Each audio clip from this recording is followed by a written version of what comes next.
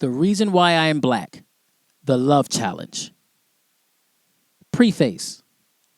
The Beginning. At the beginning of 2016, I had started a Facebook community page called Japan Kingdom Builders, where I would post short videos of me speaking about love and relationships. A few titles were, How to Find the One, What is Love, What's the Purpose for Love? I was trying to figure out how I would write a book to include all of my teachings on love and relationships from the many Facebook videos I have done when I noticed that one video in particular gained great popularity.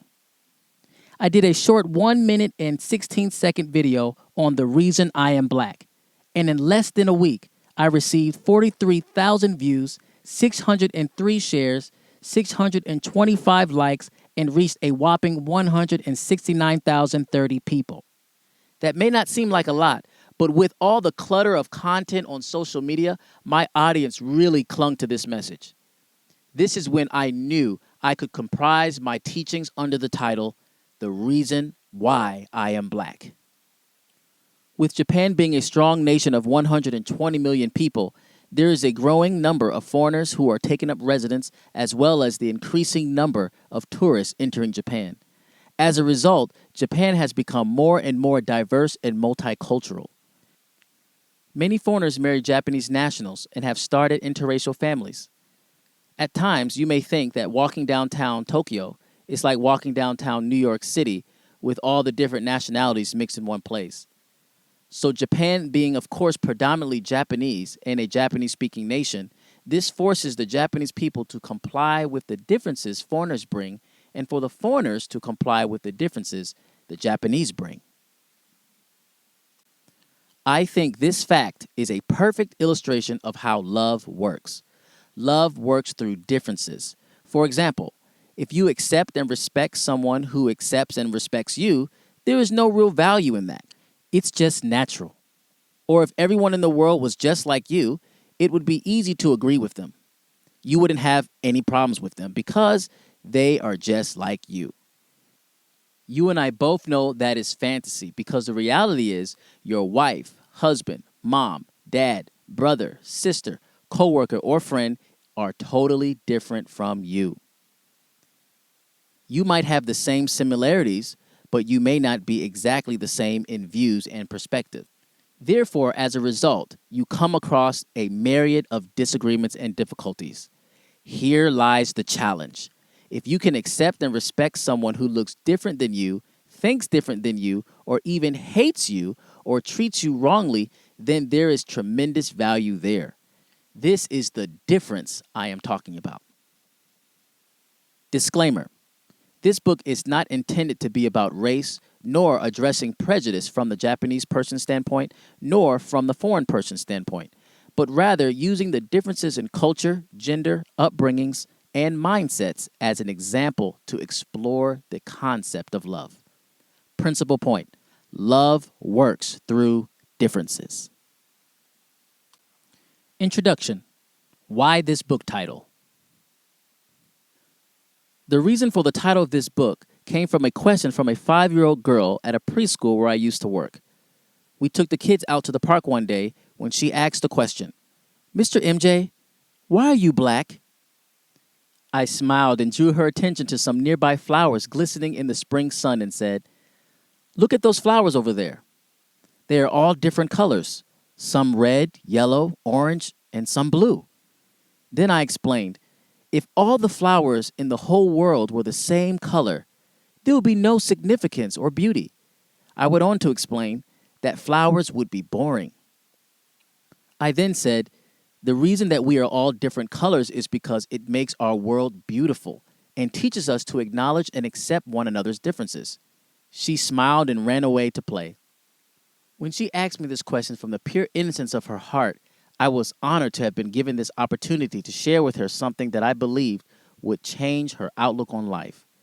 My hope is that that simple example sticks with her for the years to come, and that this example explained in this book would stick with you. The central message of this book is not skin color, but that, number one, our differences create a challenge for us to love and accept each other, and number two, that love is broader than the people we know and are familiar with. Lessons learned in Japan. Being born in Germany as a black child in the late 80s and traveling the world with my family through the military has privileged me to see the world through a diverse lens. Throughout the years, I've gotten used to interacting with people from different backgrounds and cultures because of my military worldview. Hence, living in Japan since 1999 has taught me to adapt to the Japanese culture and society over the years. Being engrossed in the Japanese culture, I sometimes forget that my skin color is darker than everyone else and that I originally came from America in the first place. Some people even ask me, am I half Japanese? Or is my parents Japanese? It's like you become just like your environment. Over the years, I've grown to love this blessed country and its people. However, there is still much to be understood as it pertains to acceptance. As you already know, throughout history, people of color have undergone much oppression because of the difference of their skin color, and still do to this day. Even here in Japan, there are countless stories of individuals who are half Japanese or half another nationality that were mistreated because they were different. I have also undergone a form of prejudice and mistreatment throughout the years as well. For example, sitting in a seat on a crowded train with an empty seat open right next to me, or walking through the store and heads turn and stare, or even children calling out "black man" when I pass by.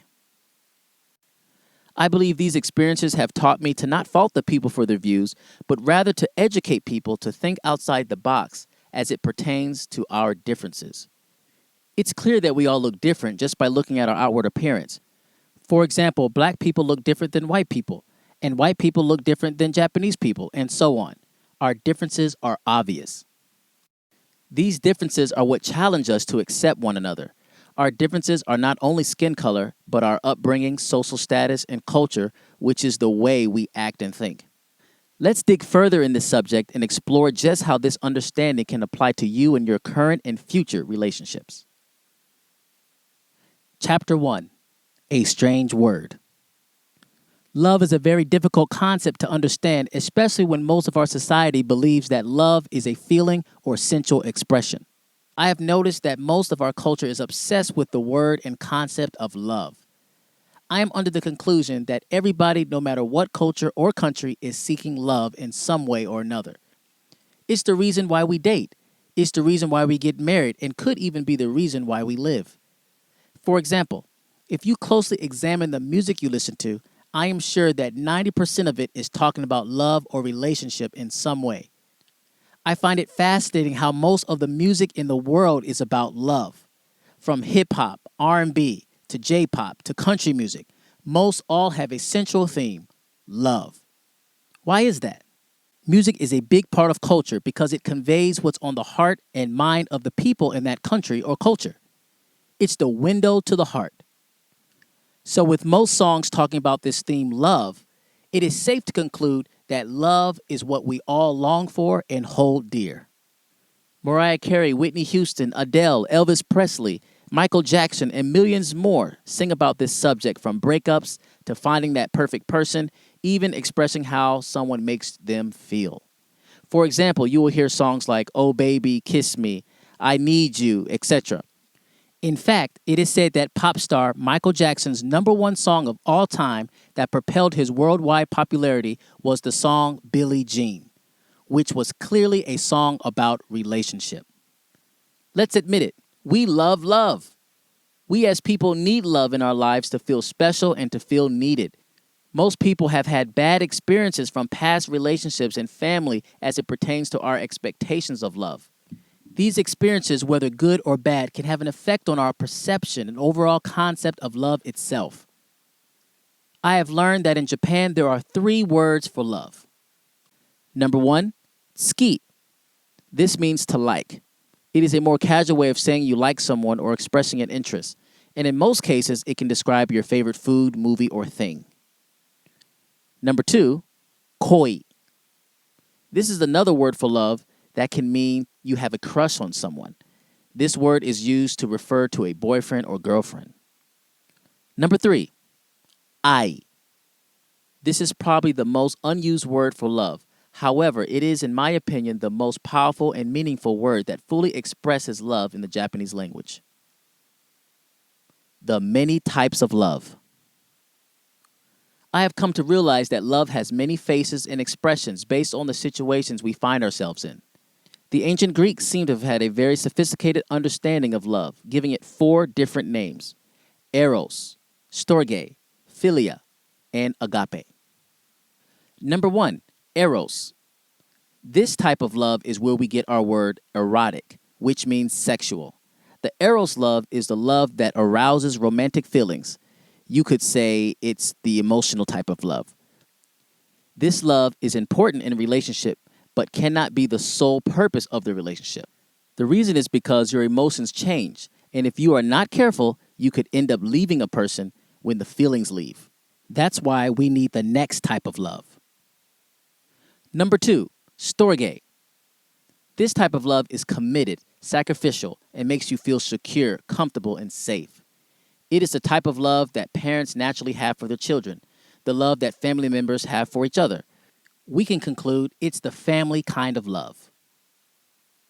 Number 3, philia. This type of love makes you desire friendship with someone. We typically choose our friends based on how they make us feel. This love is conditional and depends on the circumstances. Number 4, agape. This type of love is unconditional love that sees beyond the flaws, shortcomings, or faults of the other person and accepts them for whom he or she is. This is the type of love that everyone strives to live in. Agape love is rooted in the decision to accept and forgive. It sacrifices feelings and commits to choose to demonstrate love through actions. My wife. I remember when my wife, Chaki, who is a Japanese woman, and I were dating, I would tell her that I loved her. She would smile but express a bashful, shy response. She said it was weird to hear those words and that she didn't know how to respond to it. From that time, I began to wonder if Japanese couples even use the word love in relationships or in everyday life. When I asked my wife, she explained that they don't. I then asked other Japanese people the same question, and the answer was the same. I even asked a 6-year-old girl if she ever heard her parents say, "I love you," and she said no. This further explains just how strange and mysterious the word love is in our world. When I said "I love you" to Chaki, it was like a brand new language was spoken into her ears. She couldn't understand it. It's similar to when I first heard the Japanese language. It was like only hearing sounds without understanding. However, once I began to consistently hear the language, I began to adapt to its nuances and began to speak and understand it naturally and fluently. Therefore, I began to consistently tell my wife that I love her, coupled with an attempt to show her daily in my actions. Now she is accustomed to hearing it, and now she tells me, "I love you." Principal point. Telling a person you love them means you accept, affirm, acknowledge, and appreciate them. This is the love we are all seeking. Chapter 2. What is love exactly? C-A-R-E.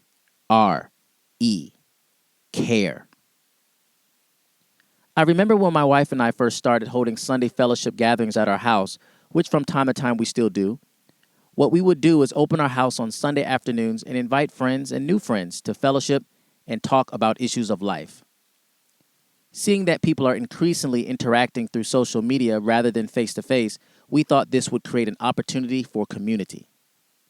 On one of those particular fellowships, a young man and his wife showed up. He was a young Japanese businessman. He was so amazed at this opportunity to talk about important topics such as love and what it really means to show love. That day was Valentine's Day, so my topic on love was very fitting. He voiced to the group that he had never in his life seen people come together and share on such topics. I started the conversation about love with a famous quote that most Westerners are accustomed to hearing: "Love your neighbor as yourself." In other words, treat the other person like you want to be treated, or love another person the same way you love and care for yourself. So we discussed what this meant, and here's what we came up with. You cannot love another person if you don't first love yourself. This means that you must have love in order to give love. You cannot give something you don't already possess. It will be impossible. Most people find it difficult to love themselves because of past hurtful experiences, shame, regret, and resentment, which result in a negative self-image. Therefore, entering into a relationship not loving yourself first could do much damage to you and the other person. The following issues are results of not loving yourself: insecurities, jealousy, self-doubt, depression, being judgmental, unsatisfaction, self-hatred, trust issues, unforgiveness, and negativity. So how do you love yourself? Loving yourself has nothing to do with pride or feeling like you're better than another person. It is simply a healthy self-image based on what you believe about yourself. This concept could seem foreign to you if you've never thought this way before. I can remember when I was in elementary school in America, when my school taught all the kids a song that I will never forget to this day. The melody and words of the song still resonate with me and I believe was a foundation to my positive self-image today. The song was called "I'm Special." I never knew who created the song, but it sounded so beautiful and really made me feel good. Our school would gather all the kids together and sing, "I'm special, you're special, my ideas are good ideas, your ideas are good ideas. Treat me the way you want to be treated." So inspired by this song, I would teach this song to kids in my preschool so that they could grow up with a positive self-image and believe that they are ultimately loved. Loving yourself begins with understanding that you are special, loved, and lovable. And if you never heard that you were special, loved, or lovable, I will tell you right now, you are special, loved, and lovable. No matter what you have done in the past, or no matter what experiences you have faced up until now, the truth is you are special and you were created with a purpose. It may take you some time to believe this fact, but take time and think about those words until it becomes real for you. Then go out and give that love to the people in your life. Love is characterized in these 4 letters: C-A-R-E, care. C, choice. Love is a choice. I remember when my wife and I decided to get married.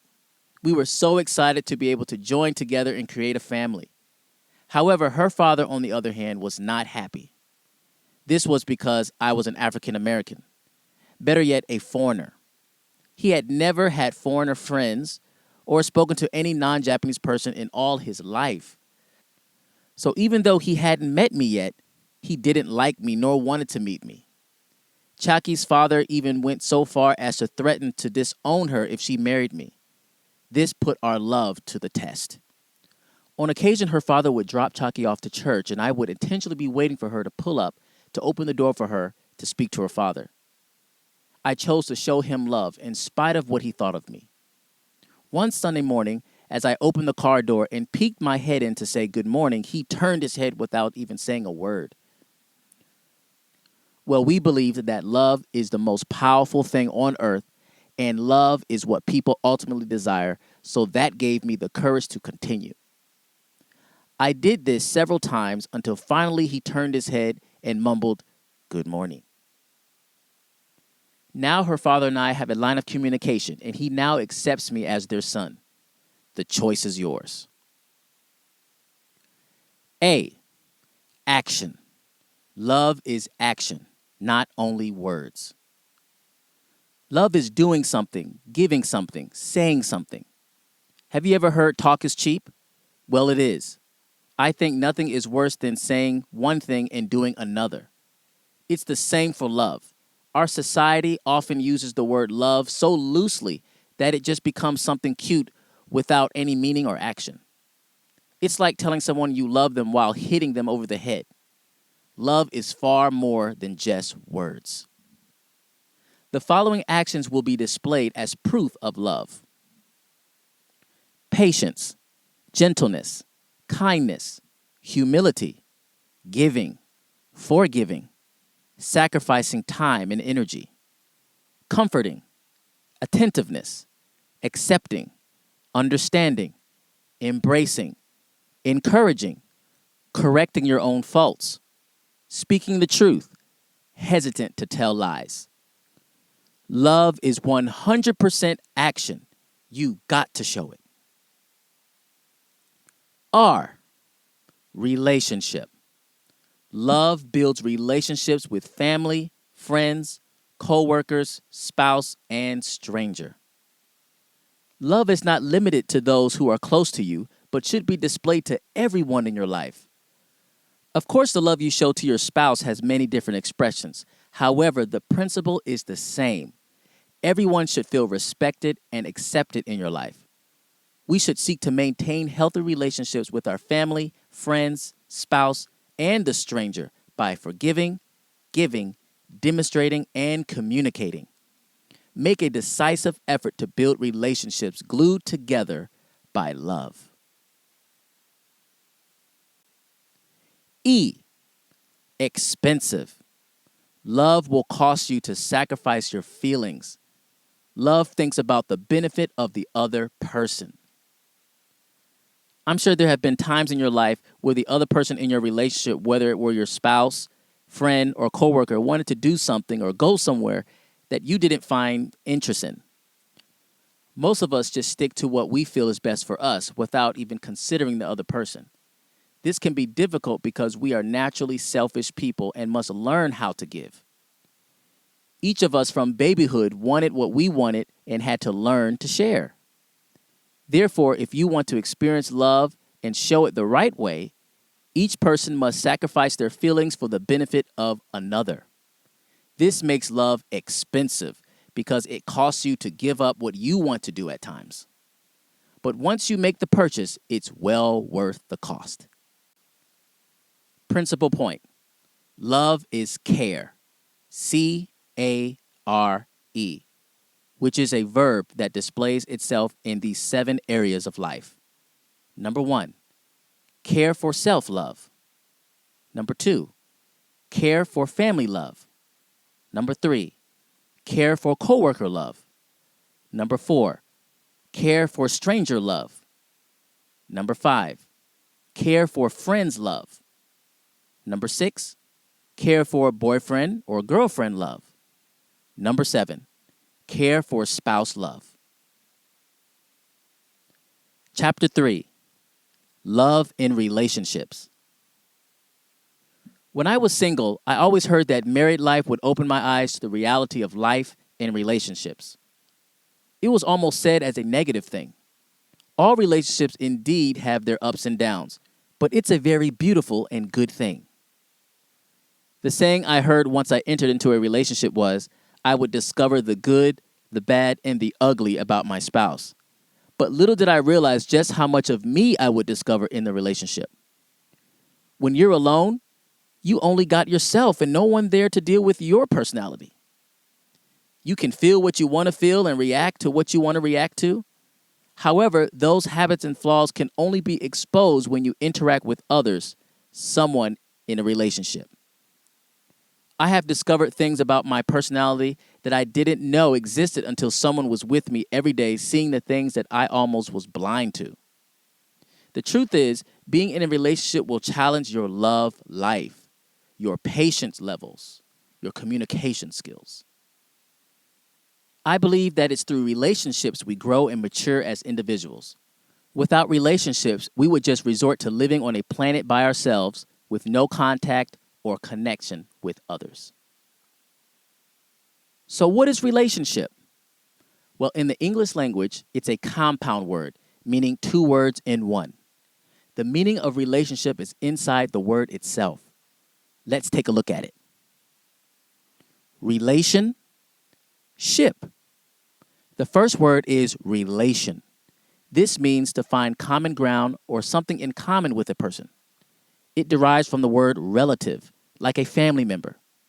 For example, you are in relationship with your family because you have a lot in common. One of them being your family name. The family name includes genetic similarities, even down to the way you think. This is called relation. This could explain why you may look like your mother or how you talk just like your uncle because you are in relation with those in your family. You hold the same genes. In my family, on my mom's side, people are typically short in size, so therefore I inherited those short genes. So if you meet me one day, don't be surprised about how small I am. On my dad's side, on the other hand, people are typically tall in size. So my younger brother is way taller than me and the rest of my family because my dad and my uncle are pretty tall. So we naturally relate with our family members by blood and name. The next word is ship. This is interesting. It literally means ship, like a boat. Imagine you, your friends, family, fiance, or spouse are on a boat together or a cruise ship. This is what is called a relationship. The ship refers to transportation or a place you are going. So in essence, the relationship is loaded with passengers on sail to a destination called love. In order to keep the ship afloat, everyone must get along. Putting it together. Relationship, the effort to identify what you have in common with a person in order to move forward together. Togetherness is at the core of any relationship you will find yourself in. That's why there are two I's in the word relationship. Many suffer in relationships when one person is only obsessed with his or her needs without trying to look to the needs of the other or sticking to their own way or opinion in an argument. This causes the relationship to stop moving and ultimately sink. Here are the top 4 things that can stop and sink your relationship. Number 1, unforgiveness, not letting go of the past. Number 2, pride, not admitting your wrongs. Number 3, lack of apology, not being humble. Number 4, selfishness, only thinking of yourself. Relationship, the effort to pursuing harmony. This doesn't imply it's easy to do. This is because there are some things you don't have in common with others that can make moving that ship along very difficult. Therefore, it's important to know that within relationship is diversity. Diversity is just another word for the word differences. Diversity is the very essence of relationship. Diversity to relationship is like fish to water. It can't be separated. Expired foods. My wife Chaki and I have completely different characters, cultures, and mindsets. We carry unique backgrounds and upbringings that constitute for our differences. One obvious difference is that I can be laid back in my pace, while Chaki can be structured and careful. Americans are known to express their freedom a little too much at times. However, I respect the structure and attention to detail in the Japanese culture. Another difference that has tested our relationship was the fact that my wife would throw away food that was expired one day over. I couldn't understand how the food would go bad just one day over the expiration date. As long as I could remember, I would eat the food past the expiration date and be perfectly fine and healthy. My wife, on the other hand, just sticks to the established notion that eating food past the expiration date is a big no-no. Pursuing harmony in this was difficult until I finally could understand why she felt this way. She would explain to me how she was a victim of food poisoning some years back that made her extra careful. So I had to humble myself and understand where she was coming from. Nowadays, I'm not concerned with it and just save and eat the expired foods by myself. Instead of fighting because of our differences, Chaki and I had to learn to accept the differences and learn from each other. We still have our disagreements, but choose to move forward together to bring harmony in the relationship. Thought. Finding understanding can save your relationships and keep the ship floating. Principal point.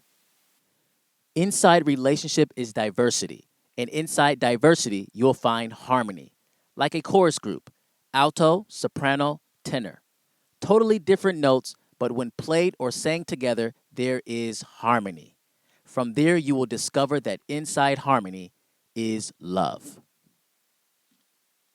Chapter 4: Loving Difficult People. Have you ever noticed how you are around people you just can't get with? It's like connecting two North Pole magnets together. Instead of attracting, they repel one another. We've talked about how to love in spite of our differences and how that is the essence of love. But what about loving people who don't like you or who are too difficult to get along with? Or what about showing love to people who did you wrong? Loving in this way is beyond a challenge for us. Remember, love is not feelings, but a choice beyond feelings. It's the reason I believe we are all here for. It's something we all must learn and choose to do because no matter how evil or difficult a person is, they are seeking love just like anyone else. This may sound like giving people an excuse to do wrong or mistreat us. However, this is not my point. The overall point of this chapter is to give you a new perspective of love from your feelings to the attitude of your heart. Let's talk about it. Have you ever disliked something because you weren't good at it? For example, some people dislike sports because they're not good at it. Or dislike a game app because they've tried to play it and failed so many times, labeling it as something they dislike. We do the same thing with people who are different than us and at times label them as difficult. For instance, the person on your job who, instead of being serious about the job as you are, is more laid back but gets the job done. Or the direct opposite is the person who does a little too much and is way too serious about their job that it drives you crazy. I believe that wherever there are people, there are issues with getting along. Even if you are working your dream job, there will still be times when you just don't mesh well with someone. Learning to cope with these situations will save you time from getting stressed out. Knowing when to speak. Typically, most people are non-confrontational in disagreements, but there are times when we must speak if we feel someone is being indifferent towards us. This too is love. Thought. Showing love also means sharing the truth. Especially in a professional environment, there are people that may be difficult to work with where you have to try to understand their ways. Most difficult people are difficult because it's a character or personality they've developed over the years through hurt and pain. But whatever the case is, hurt people hurt people. In order to maintain an environment of peace and love, there are times you must speak up. When I was working as a graphic designer at an international marketing firm, I ran into a problem with one of the staff members. At that time, I was this young 19-year-old who was just learning graphic design. I was being trained by one of the older staff members who had been at the company for a while. I would notice her attitude and strictness towards me. At first, I just accepted it and basically ignored it, thinking it was nothing until it continued to happen. I felt mistreated. When I would ask her a question, she would respond cold and sometimes even raise her voice in frustration. I began to notice that her overall character was negative. She would always say negative things about everything. Being graphic designers, we had to pay close attention to details in our work so we wouldn't make mistakes. However, this employee took perfection to another level when she began looking for faults in others. It seemed she would take out her frustrations on me while training me. As this continued, it would really weigh me down, so far down that I felt that I couldn't even go to work at that company as long as she was there. She made me feel so uncomfortable that I almost hated coming into work. However, I knew within myself that I had to say something or risk allowing her to control me, resulting in my resignation. I remembered as a child my parents would tell me that I am not a quitter, so I knew something had to be done. One day, nervous and trembling, but with a surge of boldness, I asked to speak with her. She politely said yes to my request. I explained to her how I felt. She was so shocked, as if she didn't know what I was talking about. She listened as I politely told her that I respect her. However, at times her attitude was disrespectful to me. She listened and received my words and apologized. I have to tell you that day I felt like I won the world. I felt so free. And from that day forward, our relationship was better. But what if when I expressed my feelings and concerns, she didn't receive it? Would telling her be meaningless? Of course not. Whether she apologized or not, in order for me to be free, I had to tell her about her behavior. You have got to say something with a heart of love. Keys to speaking in love. Number 1, carefully analyze the situation. Number 2, seek to maintain peace. Number 3, be respectful in spite of their attitude and your emotions. Number 4, share your feelings with the motivation to free yourself rather than to change them. A heart change. I explained that love is a choice. It is indeed. In fact, you cannot make the choice to love difficult people without having a change of heart about love and yourself. I had to realize that I didn't owe anybody anything but to honor, respect, and to love them, no matter how they decided to treat me. A lot of times we tend to live for people's approval of us, and when they don't approve of us, we get offended and indifferent towards them. This, in turn, poisons our heart. Breaking free from the opinions of others will free you to love almost anybody in your life. It really starts with how you see yourself that will give you the courage and confidence to love difficult people. It is important to understand that the person that may be giving you a hard time right now in your life is the one who is hurting the most.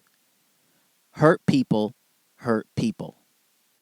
People who are generally hard to love are the ones who don't know love themselves and have some sort of brokenness in their lives. Therefore, you can become the target of their frustration and pain. Understanding this fact has helped me to have a little more compassion for the people who do me wrong. I just had to make up in my mind that I am not going to give anyone the power over me to control my life. So I chose to love. Don't misunderstand. Loving difficult people has nothing to do with going out of your way to make sure they see you loving them. For example, buying them flowers or going out to lunch or feeling you must spend a lot of time with them. Rather, it has more to do with the attitude and condition of your heart towards them. For whatever situation you find yourself in, the fact is that your heart towards them should be love and understanding. Whether you distance yourself from them or not, you should keep a healthy perception of them in your heart. We all have the choice to hate and be indifferent towards anybody we choose. Understanding why people do the things they do can help you develop a compassionate heart for them. Principal point. Nobody can change anybody, but anybody can learn to love everybody. Chapter 5. The Love Killer. Unforgiveness. Nothing kills love and relationships like unforgiveness. Countless marriages end in divorce because one person or both were not willing to forgive and move forward. Honestly, my relationship with my wife still exists today because we both choose to forgive. Forgiving is one of the many glues that keep relationships together. Forgiveness has got to be one of the most difficult things to do for us human beings. Forgiveness is like love. It's a choice in and of itself. The ability to forgive comes from the heart of love and understanding. This almost sounds impossible to do, but the truth is it is 100% possible. But first, you must gain a new understanding of forgiveness and the connection it has to your heart, self-esteem, and ideals about love. If we take a look at the English word forgive, we would see that there are two words within this one word. For, meaning forth or forward, and give, meaning to give something. When you forgive, what are you actually giving out? You are giving out all of the hurt and pain from the offense. You are literally releasing it from you because holding on to it can cause you more damage. Holding on to unforgiveness does more damage to you than the perpetrator. It's like drinking poison and hoping the other person will die. The act of forgiveness is one of love's many expressions. How do you forgive someone who said something horrible about you? How do you forgive a group of people who hurt you? Or how do you forgive someone in your family who abused you? Better yet, how do you forgive yourself? First of all, it's vitally important for you to know that this world is full of broken and hurt people because many were hurt by other hurt people. As a result, many live their lives full of bitterness and unforgiveness. As stated previously, hurt people have the potential to hurt someone else. Therefore, we too must be free from the offenses. Holding unforgiveness in your heart can literally cause you to get emotionally and physically sick. That's how serious forgiveness is. This is because forgiving has more to do with you than the other person who wronged you. The power of forgiveness is self-worth. Not having a grip on who you are is the birthing place of unforgiveness. Not forgiving someone could become your identity. I know many people who have become a victim of people's opinions and a prisoner of negative thoughts and emotions. One of those prisoners was me. I can remember being made fun of and bullied as a child for being short. I would go home crying many days because of the bullying and teasing at school. Kids would say horrible things about me that ruined my self-image. However, my mom would always reassure me and tell me that I may be small, but I can do big things. She also told me that I was more than what they said about me. Her positive words of comfort and encouragement will become my stepping stones to developing a confident and clear heart ready to forgive. I thought back at all the people who hurt me and made a choice to forgive them because I believed that my life ahead had more value than the life behind me. So I began to improve my self-esteem by learning to play the piano, learning art, and graphic design. Doing these things clouded the voices of negativity that tried to weigh me down. As a result, I began to feel better about myself, and most of all, I could finally forgive those kids. So I say that to you. Your life ahead is way too valuable than for you to be stuck thinking and living in the past. Believe it. The pain of what people say about you and do to you is real. The cut to the heart is deep and can take time to heal. However, to forgive takes tremendous courage and positive reinforcements. This will cause your self-esteem to become better. That's why I say from the heart that your life is worth more than you can imagine and that you're more than what anybody has said or done to you. Take those words and believe those words and let the healing process begin. Choose forgiveness today. Here are 4 simple steps to developing a forgiving heart. Number 1, understanding who you are, your value. You must decide that no matter what has happened to you or no matter what anybody has said to you, you have value. This may take time to realize, but it is the truth. Did you know that it was a miracle that you were born? Research shows that over 40 million to 1.2 billion sperm is released to make a baby, and you, one out of all those millions and billions, made it to be fertilized and born. That's a miracle in and of itself. You are a winner. Number 2, accepting that you have made mistakes too. Think of the time when you did something wrong and someone forgave you. Did it make you feel a sense of relief or freedom? What if they decided not to forgive you? Think about how that will make you feel. Therefore, we should do unto others what we would like done unto us. But are there things that are unforgivable? This reminds me of a verse in the Bible when someone asks, how many times should they forgive people? The answer was shocking and seemingly impossible to do. The answer was we should forgive 70 times 7 times. That's 490 times. This doesn't mean there is a limit to how many times we are to forgive, but rather a starting point to always forgive no matter what or how many times we are offended. Number 3, understanding that keeping unforgiveness is poison to yourself. Holding on to past hurts and pain only makes your life more difficult and draining.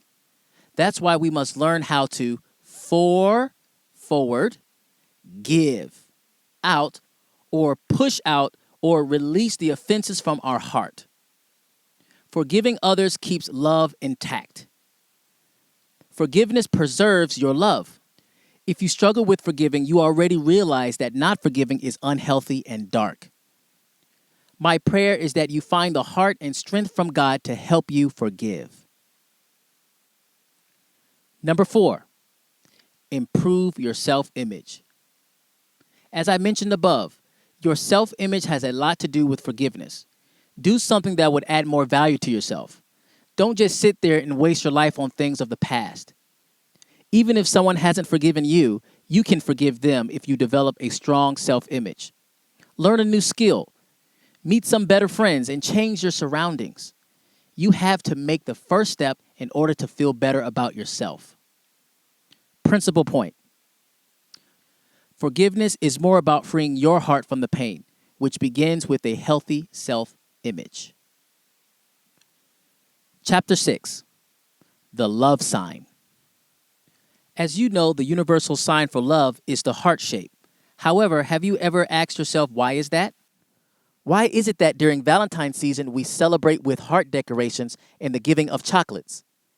Why do we feel the need to give heart-shaped chocolates and gifts to those we love? Without going to the history of Valentine's Day, the reason is because the heart is the love sign. I did an experiment on a group of 5-year-old children drawing a heart on the board. I asked them, what does this mean? They all, without hesitation, screamed, love! It means to love. I then asked them why. They didn't have an answer. Why is the universal love sign the heart? I believe the love sign, the heart shape, carries the idea that the heart being inside a person is where love begins, and is also the center of our emotions, passions, feelings, and things we treasure. To further break it down, our natural heart is inside of us and is the source of our life. Without our heart, no blood could flow, and we would just be non-living. No life. So the idea is, without love, we will lose our source of living. Thought. Starting from the heart and coming out through our actions is what love is all about. We can also think of the heart as our minds, or the place of energy, strength, and action. We often hear sayings like, do it with all your heart, or loving from the bottom of the heart. These expressions metaphorically speak of the heart as a vital place of energy, strength, and action. So I could propose that love is our vital place of energy, strength, and action. For example, if you consistently think about doing something long enough, you'll eventually do it. Example, thinking about eating at your favorite restaurant. If you think about it long enough, you will find yourself at your favorite restaurant eating your favorite food. This is because what you thought went into your heart, the place of energy, strength, and action. In other words, whatever you put in your heart, you will end up acting out. The heart, figuratively speaking, is the center of our actions. So now, let's bring the heart shape to love, since it's the sign of love. Imagine a heart shape right now. It will be strange for someone to say they love you, but then treat you in a bad way. That would mean there is a disconnect between their words and their actions. Love is a verb, an action word. Therefore, love is a challenge for all of us to live up to what we say from our mouths. I love this quote from Augustine of Hippo. Love and say it with your life. Love in action. This reminds me of a famous story called The Good Samaritan, which has to be the perfect example of what it means to show love versus only enjoying the thought and feeling of love. I will attempt to modernize the story so you can understand it clearer. One day, there was a man who was walking down the street when all of a sudden a gang rushed upon him and beat him half to death, stole his money, and left him there to die. A little while after that, a man who studied sociology, philosophy, and had much knowledge on many important subjects saw the man lying on the side of the street and passed right by him. Then came a man who was a businessman who also looked at the man and passed him by. However, a while after that, there passed an average everyday man who saw the man, knelt down, and began to help him. He went so far as to wiping his face of the blood and aided his wounds, and helping the poor man on his feet. The average man didn't stop there. He also arranged for the wounded man to be housed in a nearby hotel and paid for his stay. So which person loved the man? It would have to be the one who showed love in action. The heart shape. To better understand what love really is, take your two hands and form a heart shape. Notice how your thumbs connect at the bottom. Also notice how the rest of your fingers are arched inward to form the heart. Your arched fingers are a picture of two or more people in a relationship together. The fact that both hands are arched towards the middle shows that they both are being humble towards each other. The heart cannot be formed if one of the hands is standing up straight while the other is bent inward. It will look like a servant-master type of relationship, or one that is incompatible, where one person is being humble and adjusting, all the while the other person is just taking advantage of the relationship without contributing. This can be disastrous and heartbreaking.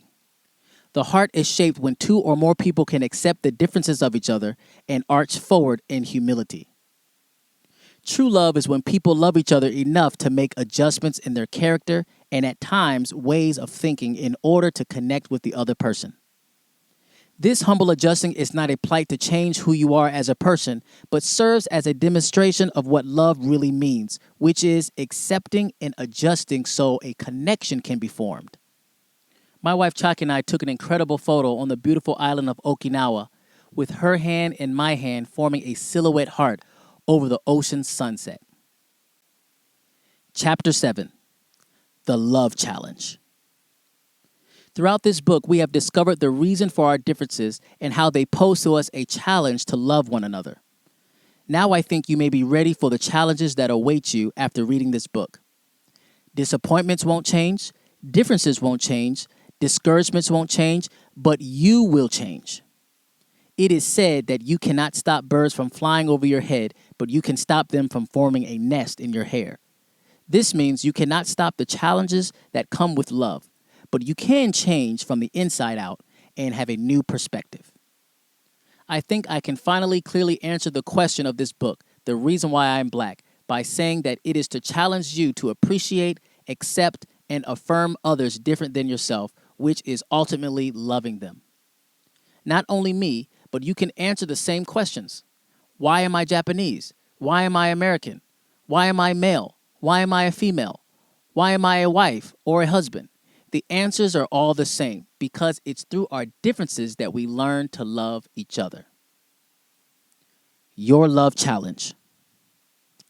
If you have made it this far in the audiobook, I would like to congratulate you. You're on your way to lasting, healthy relationships. Challenge number 1. Start accepting and forgiving yourself because love starts with you. You are made unique and special, so you can now share what you have and who you are. Challenge number 2. Make a conscious decision to forgive anyone who wronged you, understanding that your life is way too valuable to drink the poison of unforgiveness. Furthermore, be humble and ask forgiveness from anyone you may have wronged, freeing you and him or her to continue in relationship. Challenge number 3. Keep this book and read it every now and then as a reminder to keep a healthy outlook on love. You'll find that as you live life and come across problems as it relates to love, that you'll be reminded of what was said in this book. Challenge number 4. Kindly purchase one more copy of this book as a gift for a friend or a family member. Don't give away your copy because you will need that. Providing another book for a friend or family member will do 3 things. Number 1, it would benefit your friend or family member to gain a new outlook on love for their personal lives. Number 2, it would save many marriages, relationships, and individuals, which would create healthy and fruitful communities around the world. Number 3, it would help us to continue to produce more products like this for people. I sincerely thank you for listening to this book. Go and show love. Sincerely, Marcel Jonte.